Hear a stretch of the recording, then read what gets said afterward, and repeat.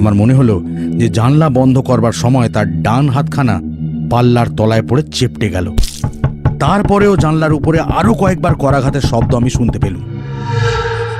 তার মুখে চোখে এমন একটা অমানসিক বিশ্রী ভাব জেগে উঠল যা কোনো দিন কোনো মানুষেরই মুখে আমি লক্ষ্য করিনি।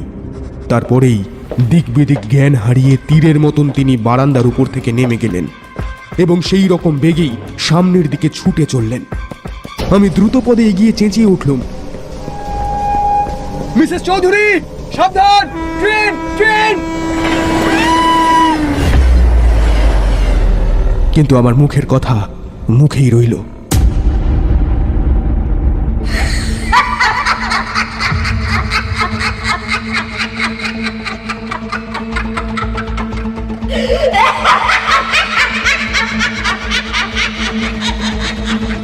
অমূল্যবাবু দুই হাতে শাবলটা হঠাৎ মাথার উপরে তুলে ধরলেন, তারপর সজোরে ও সবেগে শাবলটা মৃতদেহের বুকের উপরে বসিয়ে দিলেন।